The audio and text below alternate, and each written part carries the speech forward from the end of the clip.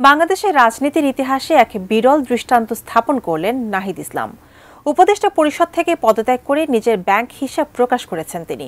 কিন্তু কত টাকা আছে নাহিদের অ্যাকাউন্টে, বিস্তারিত জানাচ্ছেন লিমা শায়ন্তী।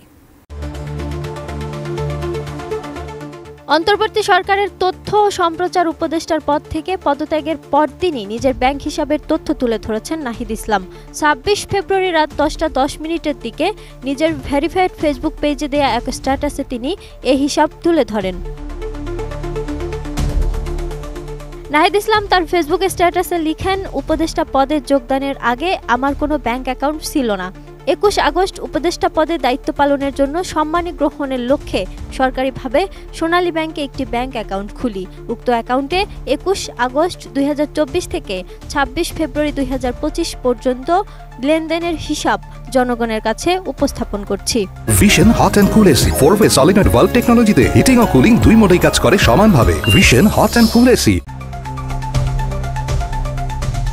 নাহিদ ইসলাম জানান, উক্ত হিসাবে ১০,৬,৮৮৬ টাকা জমা হয়েছে এবং ৯,৯৬,১৮৮ টাকা উত্তোলিত হয়েছে।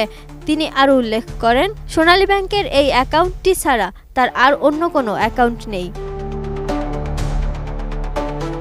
সাবেক এই উপদেষ্টা জানান, উপদেষ্টা হিসেবে দায়িত্ব পালনকালীন তার বা তার পরিবারের কোনো সদস্যের নামে বাংলাদেশের কোথাও জমি বা ফ্ল্যাট নেই এবং তার বা তার পরিবার কর্তৃক ক্রয় করা হয়নি। তার একান্ত সচিবের ইসলামী ব্যাংক বাংলাদেশের হিসাবে ৩৬,০২৮ টাকা রয়েছে। তিনি একান্ত সচিব হিসেবে দায়িত্ব নেওয়ার পর ওনার নিজের নামে বা ওনার পরিবারের কারো নামে বাংলাদেশের কোথাও কোনো সম্পত্তি ক্রয় করা হয়নি। এছাড়া তার ব্যক্তিগত কর্মকর্তা সহ সংশ্লিষ্ট যে কোনো সম্পদের স্বচ্ছ হিসাব রয়েছে, প্রয়োজনে উন্মুক্ত করা হবে বলেও জানান নাহিদ ইসলাম। নাহিদ ইসলাম জানান, তথ্য অধিকার আইন ২০০৯ অনুযায়ী বাংলাদেশের যে কোনো সরকারি দপ্তরে উক্ত তথ্য যাচাইযোগ্য। মূলত তথ্য ও সম্প্রচার মন্ত্রণালয়ের দায়িত্বে ছিলেন নাহিদ ইসলাম।